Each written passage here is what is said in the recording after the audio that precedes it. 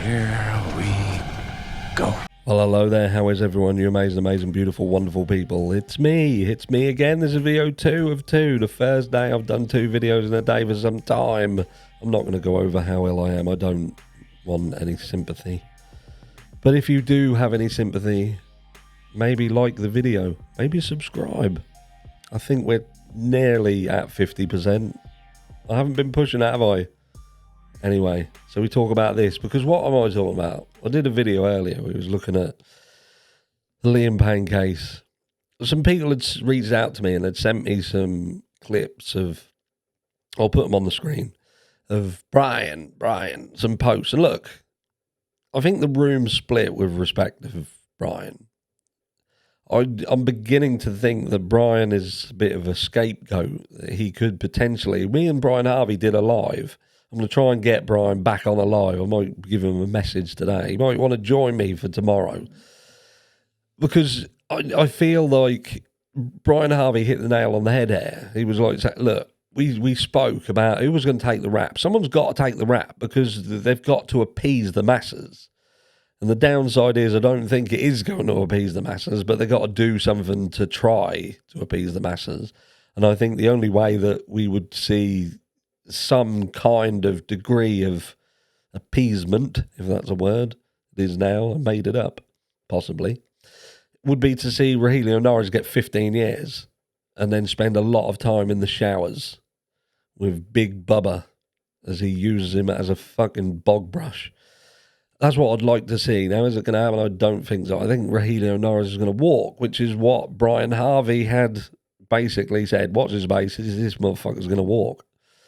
And someone's going to take the fall. I thought that might be the lad who was involved in the TMZ thing who didn't come on screen.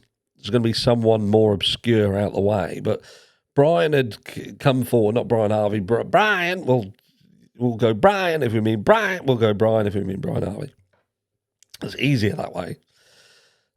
So he'd done some. He's basically saying that Liam, he'd on his laptop or on his phone, where he had a list. There was a list of people that he seemingly didn't trust.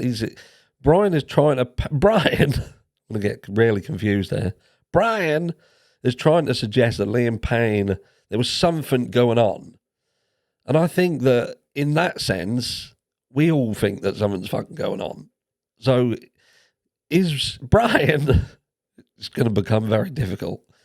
Is he feeding into the narrative to try and get himself off the hook? Because it's possible, because he knows that there's a massive amount of people who are unhappy and they're more in the realms of, hold on, something ain't fucking right here. Well, you can't say bad things about Liam, which you... Look, I'd get the rumour split. I personally don't think Liam was in the state that they want us to believe Liam Payne was in. He might have had his fucking historic issues, and he was well aware, acutely aware of them, but he seemed to be doing better. He seemed to be getting out and doing his health pushes and getting out in the morning, going for runs with a dog and, you know, looking after himself. He was involved in, you know, this building the band, whatever it was.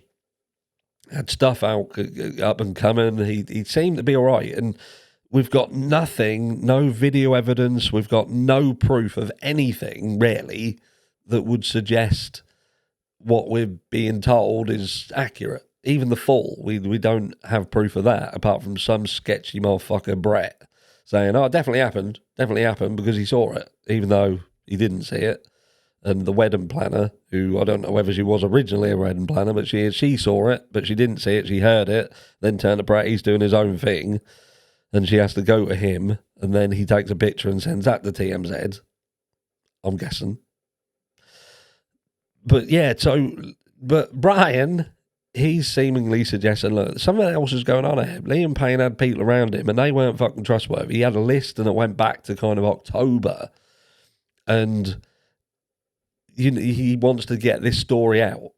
So now you're kind of on the fence now. So what is actually going on?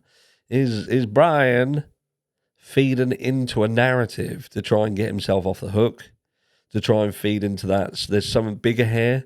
There's something that needs to be looked at, and he is being turned over because it would seem that his legal representation aren't happy about the way that he's being treated as well, which, to be fair, he isn't being treated fairly if you want to compare how he's being treated against how Rogelio Norris is being treated. And my opinion on that is that you treat them all the same.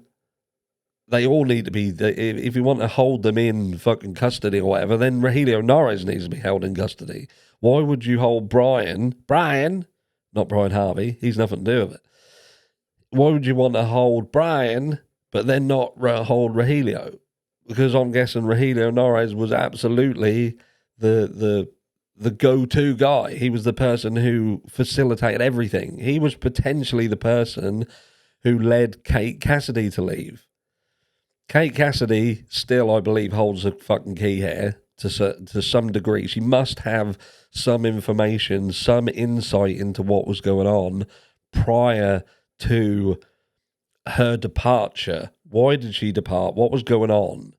What was Rogelio Norris doing with respect of Liam Payne? Because what I think Rogelio Norris is trying to do is detach himself from it and trying to say that Liam Payne went out of his own volition and wandered around just the fucking streets of Argentina, just randomly going up to people like Brian and getting stuff from him. I don't understand how that even happens, how that comes about. I don't trust that. But I do, however, trust that Rogelio Norris was likely someone who would know where to go, who you can go to, and facilitating as much. But I still feel, like I said in video 1 earlier today, I feel very, very uncomfortable that it would seem that Liam Payne was given every single tool that he needed to completely just obliterate his life. And I made it sound very similar to holding someone a gun and that person with a gun is blowing himself away, and that seems to be what has happened in this situation. Or is it what we're being is that what's being forced upon us? And is the story very, very different? We're still in this void, this scenario where we don't know what happened because nothing is shown to us, nothing's got any form of clarity to it. There's no single element to the Liam Payne death that we can look at and fully trust and look at and think, that actually makes sense. That makes sense. Not one part of it. Not one single part of the entire situation makes one iota of sense. But I ask you to let me know down below. Brian Paez, is there some truth in what he's saying?